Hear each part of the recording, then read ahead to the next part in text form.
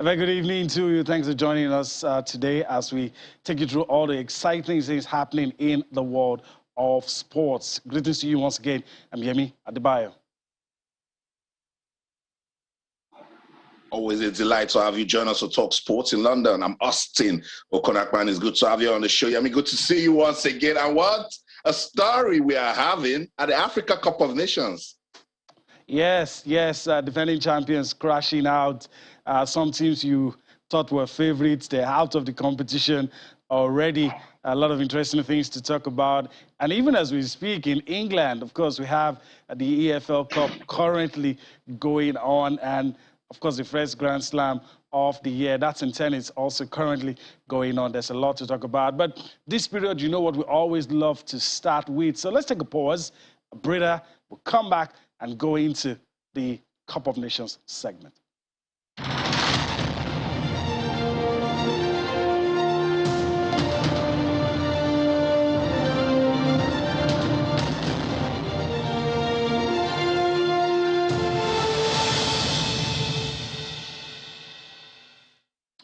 All right, Austin, of course, you used the same words I might have used. A lot of interesting things happening at the African Cup of Nations. If you were writing the script, you wouldn't have written that Algeria, defending champions, will be out by now, that Egypt will struggle. You probably wouldn't say that. And, of course, a lot of other interesting things have happened. Even some of us were pessimistic about the chances of the Super Eagles of Nigeria, but somehow they've become the darling of everybody these days. But before we bring in our guests, let's take a look at the situation report. Matches played today at the African Cup of Nations. The round of 16, almost complete. Group F will make us complete that round of 16 once we know the placing 1, 2, 3 in Group F. That will help us to determine who plays who in the round of 16. But we already know some of the fixtures for the round of 16. But first, let's just take a look at what is happening today and talk through some of the results. Matches already played today. Let's start with Group E. Matches concluded in Group E. Look at Côte d'Ivoire and Algeria. That's it. That's what happened. And, of course, the Desert Foxes out courtesy of their second loss in the tournament. And nobody would have predicted that Equatorial Guinea would finish second in a group that had Côte d'Ivoire, Sierra Leone, and Algeria. But guess what? They managed to do that, and they're also through to the round of 16. Austin, I'm yet to see anybody who would say they weren't surprised that Equatorial Guinea are into the round of 16.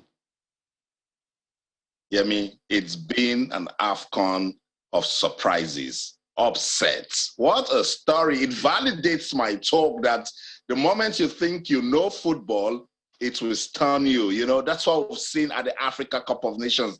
Defending champions, Algeria, tipped as favorites at the start of this competition, only managed 1 point in that group. Can you believe it, Yemi? Ghana, in a group that has Comoros, managed only 1 point. Crazy times in the African Cup of Nations. And it goes to also confirm that there are no longer small teams on the continent. Côte d'Ivoire needed to step up today, and they did just that.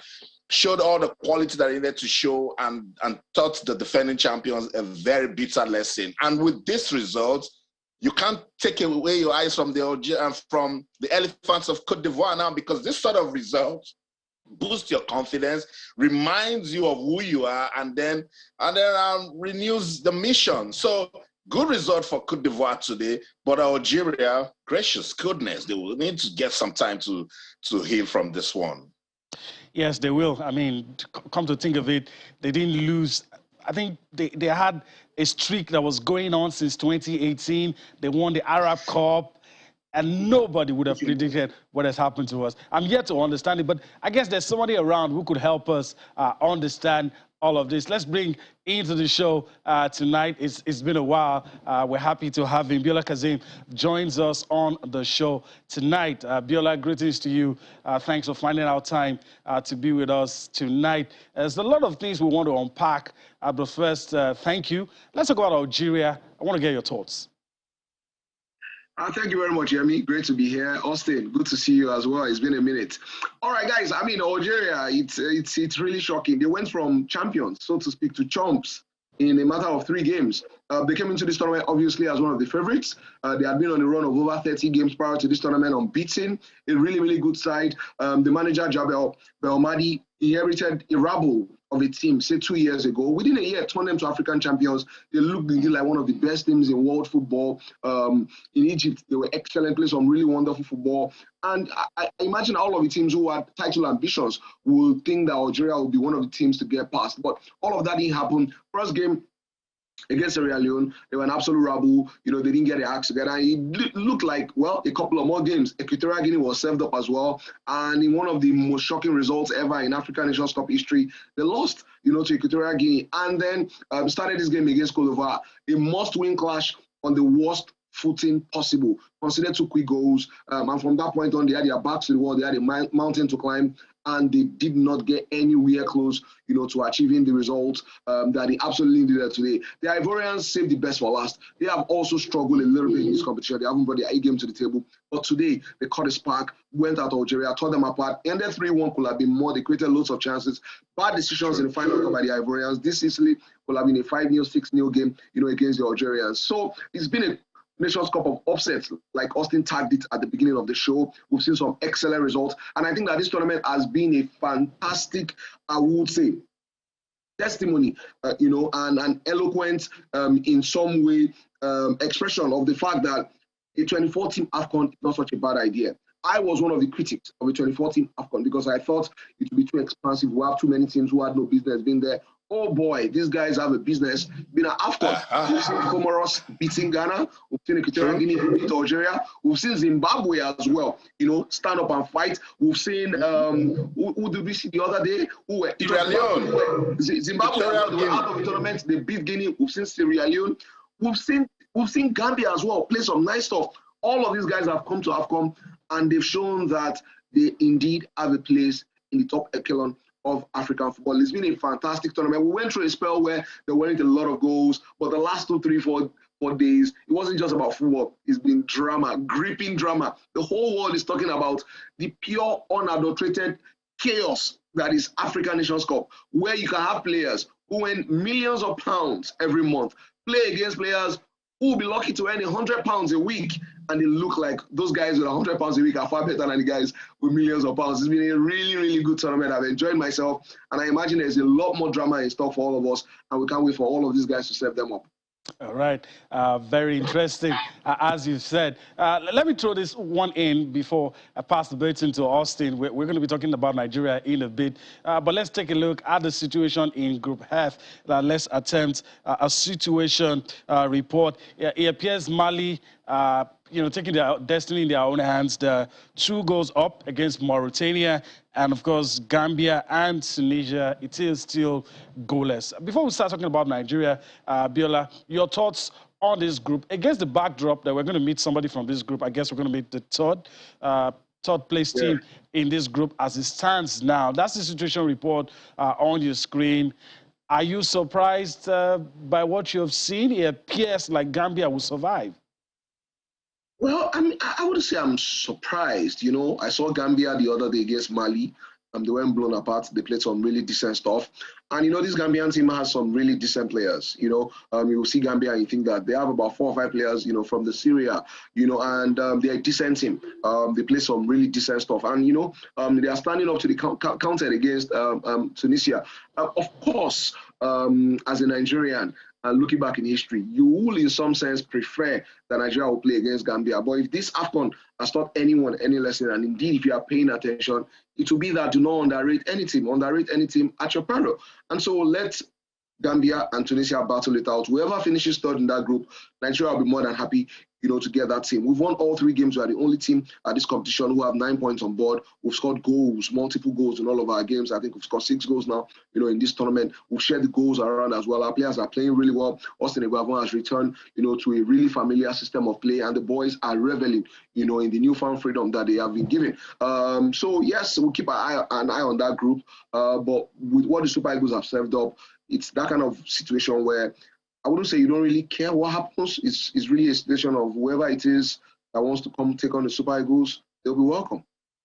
I love it when you were talking about things that this Super Eagles team has done at the AFCON. You talked about being the only team with 9 points. You talked about bringing back the confidence. But tell me, Biola, how much bragging rights have this Super Eagles team given to you?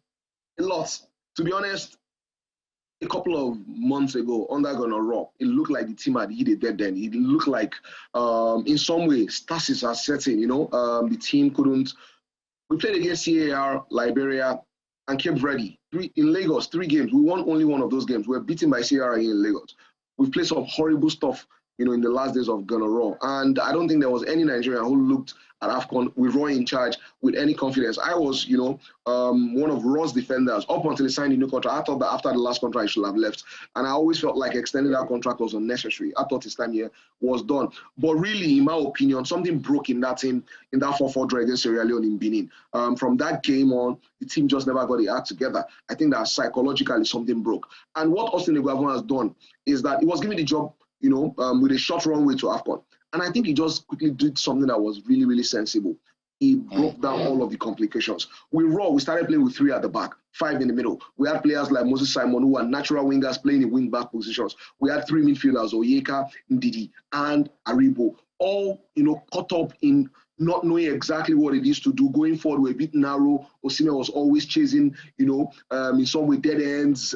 We were just not fluid. Austin Eguavoen just reverted back. If every country has a football DNA, you will say that Nigeria's own football DNA is a 4-4-2, 4 at the back, 4 in the middle, 2 guys up front, 2 really good wingers on the right and the left hand side, a couple of guys in the middle of the park, and 4 at the back. And you can see the vast improvement in all of the players. People like Trustekong, who look like they were horribly off form, are settled into what is really familiar in the middle of the park as well. The job description is clear. Indeed, to hold, are able to create. In the wide areas, wingers by default know what to do. Get past your man, whipping a ball. Iheanacho as well is reveling in that hole, behind Taiwo Awoniyi. And so you can see a team that has a clear understanding of how to play. And they are reveling, like I said, in that freedom. You can see a lot of fluidity. You can see natural flair. You can see organization. You can see real confidence sipping, into the team. Even the game against Guinea-Bissau, the first half wasn't really great.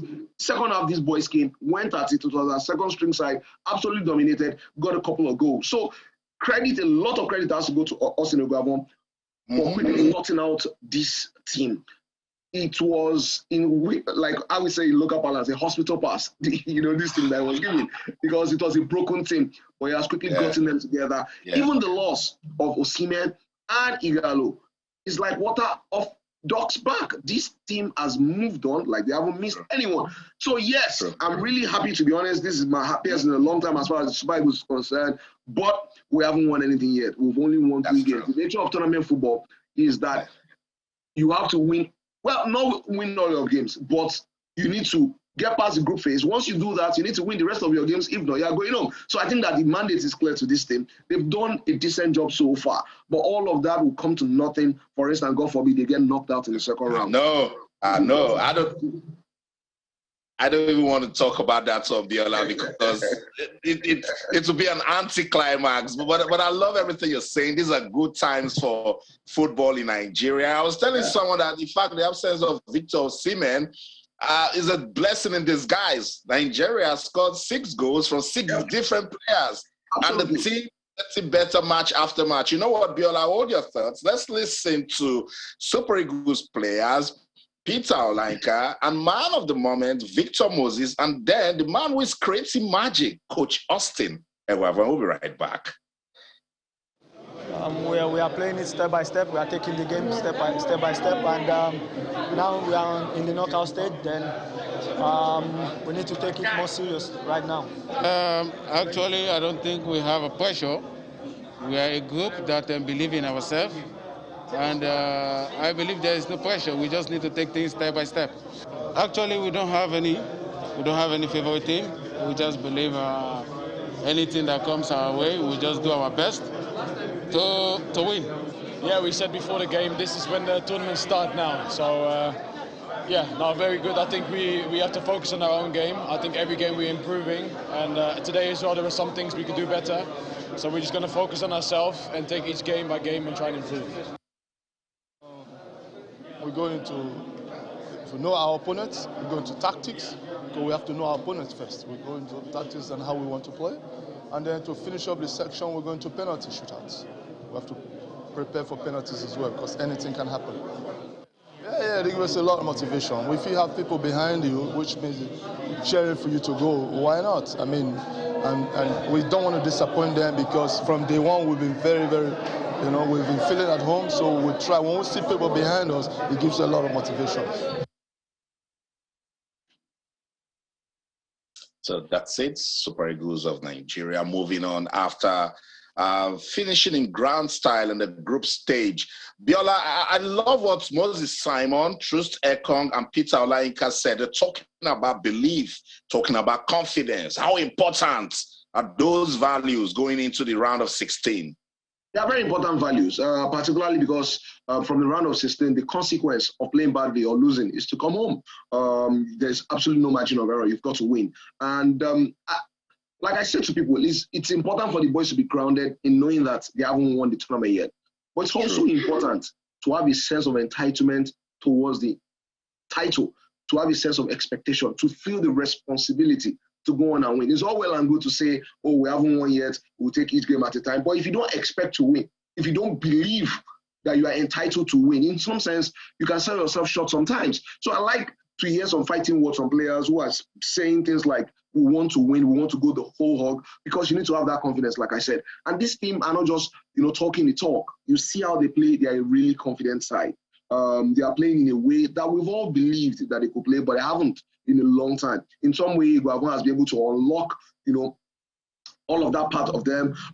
Also, one thing Austin Guavon has done very quickly that I like is that we have an established first 11. It is clear who is starting and who is not starting. And he hasn't fallen for the temptation of playing players according to their reputations. For instance, Alex Iwobi is on the bench. He knows exactly that he's on the bench. And we saw his performance in that game against Guinea-Bissau. He's playing like a player who wants to win his shirt back in the team. Under Raw, in the last days of Raw, competition was eliminated in the team. We will lose games. There is no consequence. The same guys who lost the game the last time will be the same guys, that started. Somebody like Jamil Collins, for whatever reason, for many reasons, didn't get to the tournament on time. Taidu has been playing, and he's in the team. It's really that simple. All I know, a right back is playing well, he stays in the team. And so when you have a meritocracy installed, and it is clear to everyone that performance is rewarded, lack of performance has consequences, players will give the extra bit that they need to give to stay in the team. It's hard to look at this team and not feel confident, of their chances in the competition. You don't want complacency to set in, but, it's a thin line between confidence and arrogance. You want the players to be really confident, not to tilt to the other side, of arrogance. But at the same time, you don't want them too humble, so much so that they don't feel like they are entitled to win. We are Nigeria. When we go to AFCON, we are in the running as favorites, and we are supposed to think that we can win. And our players must carry that responsibility. Mentality, true. Because sometimes, even when we don't do well at the AFCON, we'll still go on to win bronze. So now that the team is buzzing and doing well, then I don't blame Nigerians for having so much expectation. So like I said, let's bring Nigerians into the conversation now, and our viewers from all over the world. If you love the Super Eagles of Nigeria, talk to us. What approach should they have in the round of 16? We're still waiting to confirm the team that they will meet in the round of 16. But with everything you've seen in the group stage, I know you love it, but Biola said we need to be careful, because at the round of 16, if you blink, you start asking questions. I wouldn't want that for the Super Eagles. So what approach should they adopt in the round of 16 and going forward in the competition? Talk to us on Twitter. We're channels_sports, verified Twitter handle, and we're glad that Twitter is back in Nigeria. So talk to us on Twitter, channels_sports. So send us an email, sportstonight at channelstv.com. We're taking a look at the AFCON 2021. And oh my, what a story we are having. Surprise, surprise. Comoros, a team ranked 152 in the world, stunned the Black Stars, the almighty Black Stars of Ghana. In that group, Ghana could only get 1 point and sat comfortably at the bottom. Today, we saw more drama. Defending champions, Algeria. Look, before this competition, Algeria this, Algeria that. We didn't hear word. Algeria is out of the competition. Let's go on this quick break. When we come back, Viola Kazim will tell us what approach he wants the Super Eagles to have in the round of 16. I'll also read your messages. So don't go anywhere. Stay with us. We'll be right back.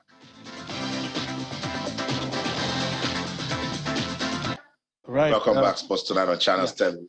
Yeah. So I was caught up in some of the things Biola was saying, but I don't know, sometimes we need to pinch ourselves, just to be sure that the nightmare is over and now as a new lease of life for the Super Eagles.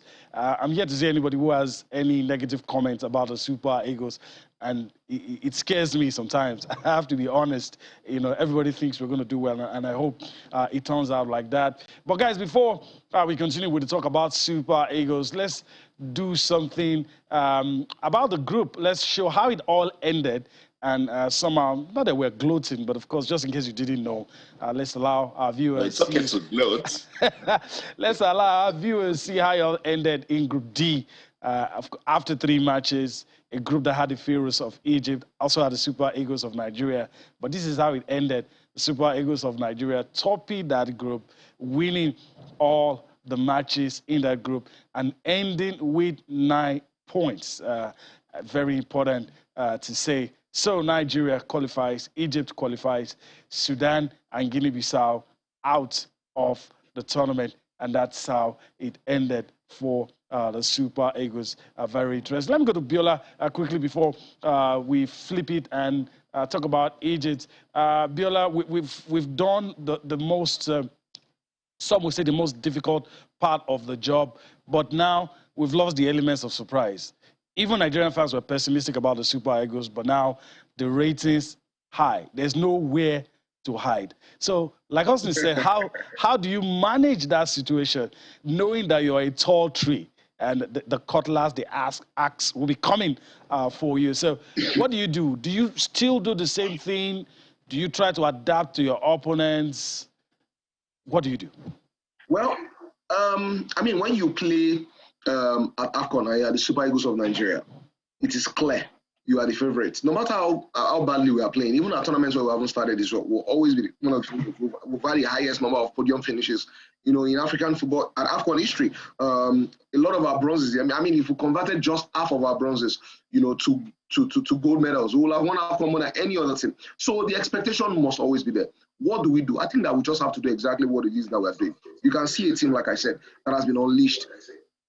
A team that is very confident, a team that's played with a lot of freedom. We are seeing the individual ability and flair of the players come to the fore. Even someone like Samuel Chukwueze, who has struggled for form over the past couple of years, due to injuries. We saw him in the second game, get a goal. Ejuke as well is beginning to, you can see, sparkles, so to speak, of his ability. So all over the team, you see organization, you see cohesion, you see coordination, you see a blueprint of how they want to play. But more importantly, you are now beginning to see the individual abilities of the players as well coming to the fore, which is critical because even though you have a structure, you have, an organized way of playing, it is important, particularly in games like in the second round, quarterfinals, semifinals, that potentially can be deadlocked for individual brilliance of players to come to fore. And individual players only thrives, and shines in an environment where players are very high on confidence. So I think that, we can go into these games, like I said, really confident, fully expectant. That we're expectant doesn't mean that we might not be shocked, but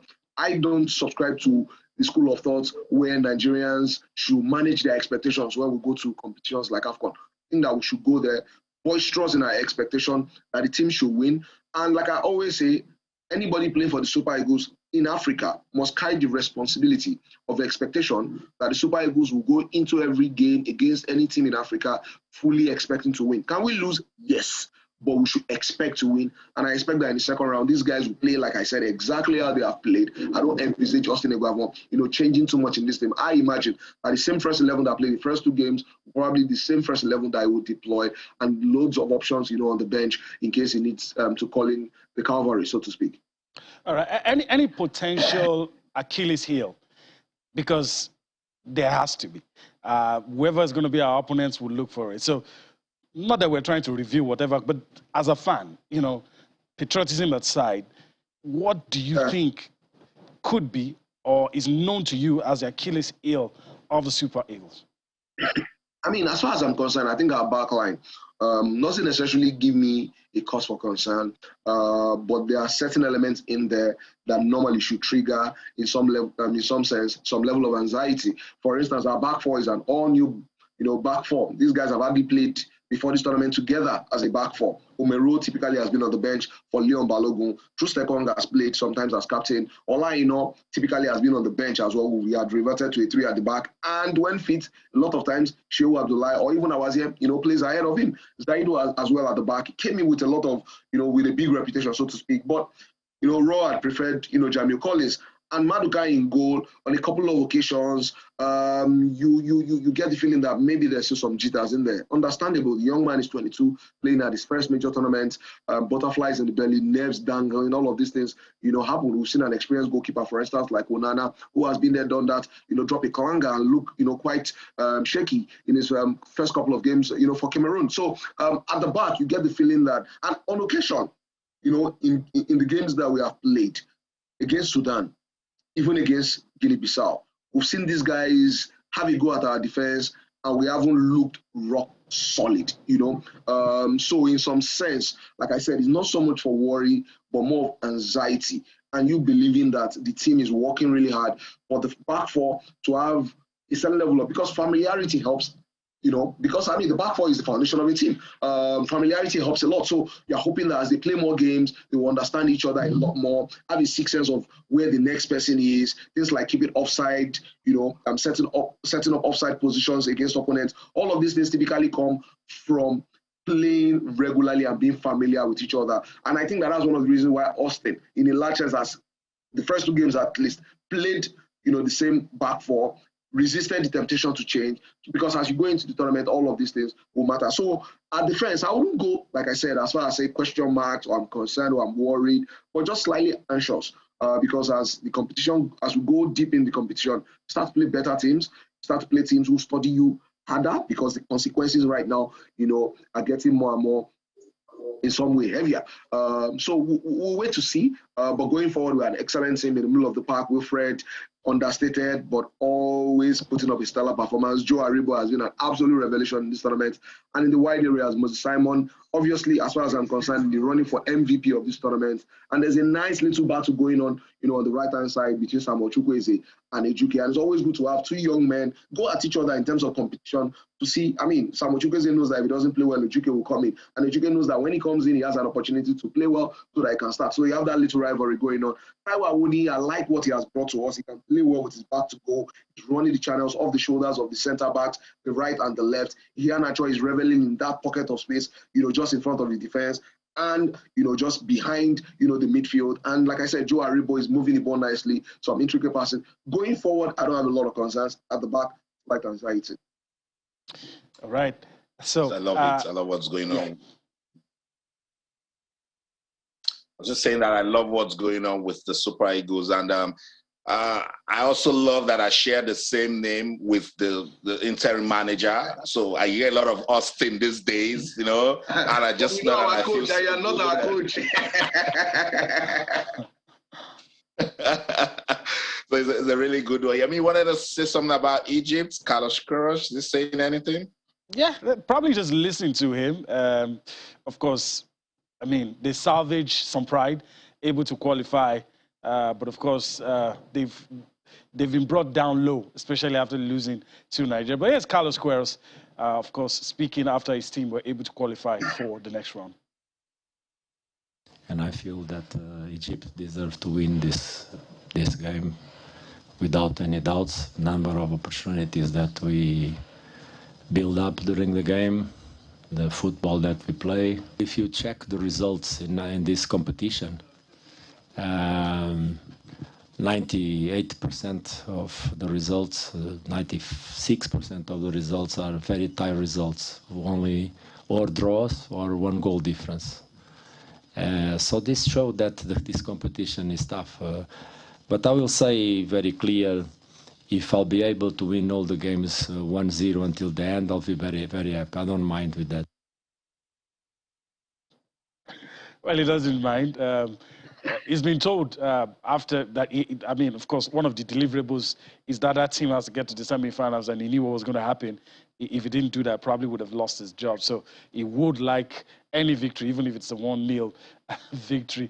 All right, before I pass the baton back to Austin, hopefully we'll get to read some feedback messages. Let's just see the situation report from what's currently going on in Group F. Let's see if anything has changed and continue with our permutations. If it stays the way it is now, it means that the Super Eagles of Nigeria will play the Carthage Eagles of Tunisia if it stays this way. But let's see if anything has changed. Mali currently cruising. They're leading 2-0 against Mauritania. So Mali obviously will top this group. And Gambia, guess what, will qualify if it stays this way automatically. Then the Carthage Eagles of Tunisia will, of course, qualify as one of the best losers. So it does appear we might be facing, of course, Tunisia. So that's it. All right. So let me pass it baton to Austin, where we'll ponder on what will be in the round of 16. It looks like it's going to be the Carthage Eagles of Tunisia. I'll just give the baton right away to Biola Kazim because I'll stay in the middle. But if it's the Carthage Eagles of Tunisia, am I good to say no worries? Because I think we know them, and the Super Eagles, if you go by the records, know how to handle them too. Well, yes. I mean, the first thing is that Tunisia haven't looked good at this tournament. I mean, they're struggling right now. Against Gambia. They got their win, I think, against, Mauritania. But anybody who beat Mauritania, they're one of the worst in this tournament. They have a -7 goal difference, already. So a win against Mauritania is nothing to be proud about. But that said, we have to respect the history of Tunisia. The thing about the North African teams is that a lot of times, not all the time, we've seen some of them look like an absolute rabble, not least Algeria, who are defending champions. But usually, they're usually very organized. And they usually have a strong tactical framework. What typically happens as well is that quite a number of their players play back home for just a small pool of clubs. So they typically have a lot of cohesion and are played together for quite a while. So I don't know if the word is worry, but I imagine that some level of caution will go into how we play against them. But I feel that we are a better team so far in this tournament. Like you said, in recent times, Nigeria, has had a decent run of results, against Tunisia. The other thing to factor in as well, so far we've seen this tournament, in some sense, is the weather. We've seen teams from North Africa struggle with the humidity, in Cameroon. Algeria just couldn't cope. We saw the first two games. Was it of Egypt as well, struggled mightily. I'm not putting all of their troubles down to the weather. I'm saying that certainly it has to be a factor because obviously the way players from West Africa, East Africa can adapt to that level of humidity and the conditions in Cameroon in general. One will say those conditions are more favorable, to people, from East and West Africa than the guys, up north in Africa. So I think that in many respects, even if it's going to be against Tunisia, there are many reasons for us to be hopeful. There are many reasons for us to be confident. There are many reasons for us to be expectant. And barring any last-minute change, if it is Tunisia, I won't go so far to say it's nothing to worry about, but we can go into the game quite confident that the Super Eagles, playing the way they have played so far this tournament, should be too much for Tunisia to handle. I totally agree with you, Biola. I'll just take this message, get your comments about it, and then we'll let you go. Adigbero Ogunaike, thank you so much. It says Austin. I like the sound of Austin again. Thank you. Austin Super Eagles have been doing a great job. However, they should showcase a winning mentality for all games without fear or favor to their opponents till they get the trophy to Nigeria. Biola, mentality. Absolutely. Very important, right? Mentality is important. And that's why I keep saying that it's important for players to be humble, but it's also important for them to feel the weight of expectation. I don't think it serves any good purpose to tell players that just go there and do your best, even if you lose. Like Nigerians will not understand. Nigerians will always be expectant. It's in our DNA. We, like they say, Nigerians they carry last. We always want to, be at our best, particularly given the fantastic start that we have had. Hopes have risen, expectations are really, really high, rightly so as well. And I think that players should feel that level of pressure and expectation coming from home and know that they carry the hopes, aspirations, and yearnings of 200 million Nigerians who think that after a long time, the last time we won AFCON was in 2013. It's been a while, Austin. Almost 10 years ago. In between that time and now, a lot has happened. We missed AFCON, on a couple of occasions. It's been, in fact, one will say that from 2013, we've been on a downward, trajectory before we now, re-emerge at the last, AFCON where we finished in third place. And now it looks like the boys want to get past that and go as far as the final and maybe, go on to win trophy. So the mentality has got to be, we can win this. The mentality has to be, we must win this. And the guys, should go for it. That's everything. Biola Kazim, thank you so much for your time. Always a delight. Let me say best wishes to you and, of course, the Super Eagles. Thank you, Biola. Yeah, thank you so much for having me. Okay, so that's it. Biola Kazim, sports analyst, giving us his views on the show. Remember to keep talking to us on Twitter, channels_sports, and then to send us an email, sportstonight@channelstv.com. What approach should Coach Austin Eguava and the Super Eagles give the competition from the round of 16? Yeah, I know with the AFCON we can go on and on and on, but I think we should wrap it up and get on with the show. Yeah, we have to resist the temptation to wrap it up. But just before we do that, let's give you might be our parting shot on this segment. Situation report in Group F. Let's see. It appears nothing has changed, but let's just let you know 78 minutes of football played in both centers. As a matter of fact, 81 minutes of football played. Mali, Mauritania. Mali obviously cruising. The Eagles of Mali will qualify as group leaders. Gambia also will qualify. Then the Carthage Eagles will qualify as one of the best losers in that group. That's a wrap on that AFCON segment. Of course, we'll be back to talk some more tomorrow. Unless something that will force us to return to the AFCON happens, that's a wrap. Let's take a breather and, of course, come back to talk some more about things happening in your amazing fast-paced, money-spinning world of sports.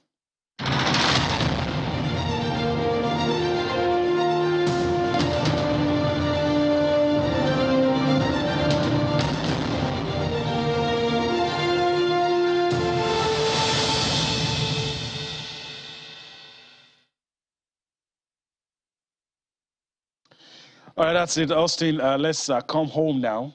Well, we weren't too far away. Actually, we're in Cameroon, but let's come home now. Antigua matches played. I know you're eager to talk about the mad drama that played out yesterday, the mad drama that made all of us start searching the FIFA rules about football, what really is a goal, very interesting. But before we do that, let's take a look at what happened today in the Nigerian Professional Football League. A few matches were played. Let's take a look at the results and talk about it. Of course, Kwara United and Kano Pillars were in action. Remo Stars and Abia Warriors also in action. Let's give to you the results. There you have it. Remo Stars surprising everybody, doing so well these days. And of course, Remo Stars beating Abia Warriors by a lone goal. Then Kwara United also beating Kano Pillars. I don't know about you, Austin, but it seems Kano Pillars' memories now looking like a distant past. This was a team that used to win the league back to back, but it's looking like memories from a distant past. Yeah, but let's not forget so quick. His name beat me now. Was it Soshag, the last coach before the current manager took over? Kano Pillars were struggling last season. Remember at the start of the season, it was when that coach left, the white coach, Soshag or something, left, that they picked up and they started doing well. They always leave it late, So maybe they will wake up when they realize that, look, we shouldn't be where we are at the moment. I think just a win or two they've garnered this season. And as you said, for a team that they just win back to back, I think 3 times in a row one time. They command so much respect with league football in Nigeria. But hey, these are early times. It's just match day 7. But Kwara United, don't forget, they were a very decent team last season. And for such a team, the objective will be sustain the momentum, finish better than you did last season. Remo Stars, what else can we say? They've told us that they're not here to play, and they are getting better match after match. Talk about winning 1-0 that Carlos Cruz talked about. Benga Ogumbote will take 1-0 as long as it gives him the league title. So today against Abia Warriors, they needed to get that goal. It came deep into second half, but they showed good character, hold their own, and went on to win. What a story. 7 matches, still unbeaten, on top of the table. They are indeed the team to look out for this season. All right, interesting. All right, let me get your thoughts. I'm asking the question, so I'm free. Nobody's going to know my opinion. All right. So Rivers United MFM, 3-1 it ended. Game played yesterday. I don't know about you. A lot of people had to go back to the FIFA rules to check what happened. And let's take a look at that controversial, we're going to get there, that controversial goal. Rivers United scored a goal, went out of the pitch to celebrate. MFM took the ball to the center, passed the ball. As far as the referee was concerned, game goes on, and ball goes into the net. And as far as the referee is concerned, again, it was a valid goal. But I want the viewers to enjoy this. It was something that played out yesterday. Very interesting. Got a lot of us talking. Made some of us go back to do some research. And now at least we understand. And this is what happened, Austin. I'm very happy. Sometimes, I'm very happy Nigerian football. Enjoying good football. Yes, yeah. These referees, they just come up and say, look, let's give them some drama. It shouldn't just be about the football. Yeah. But then again, I think Rivers United is celebrated for too long. And the referee is in charge. And so long he said, go on with the play. And if you notice, MFM started and then they started running back to join the play. It's just drama, you know. A lot of people we fight and say, look, it was wrong, it shouldn't have been this, it shouldn't have been that. But now we can't take away human emotions from football, can we? We cannot take it away. Although it must be emphasized that based on the rules, that wasn't a goal. It must be emphasized. You know, there's this argument about whether or not if the opponents have to be in your front to make it a valid goal. But we'll talk extensively about this one later. I've looked at it. It is not the entire team that went to celebrate outside the pitch. Some stayed. And at that point, so many things going through the mind of the referee. And he's not concerned about the guy who has got to celebrate with the crowd. Counts about five persons in white jerseys from Rivers United and says, MFM, and the MFM took advantage of it. Somebody I respect. Drama. Somebody I respect say next time when you want to celebrate, stay in your opponent's half, because when you remain in your opponent's half, they actually can't take. They must tell you to get back to your half. Exactly, that would have prevented that kind of situation. But I'm very happy that the Nigerian Football League is making us, in the heat of the AFCON, we still have the time to talk about that. Very, very. That's good. why we need that I want drama. To see more. But Yemi, this is going the way it is going because Rivers United won that match. Exactly. Exactly. If they had lost that match, you know the rest. All right, we need to go on a break right about now. We're getting carried away. Let's go on a break, and we'll return to wrap things up on the show.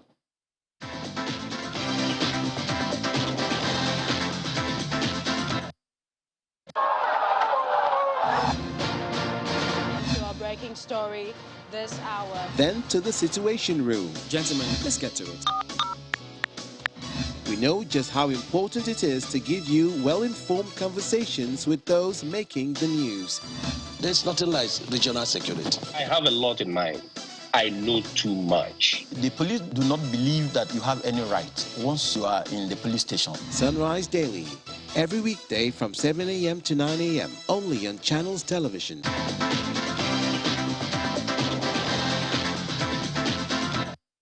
right, that's it. So, Austin, we're on the home stretch now. Let's come to your end before we go to the city down under in Melbourne.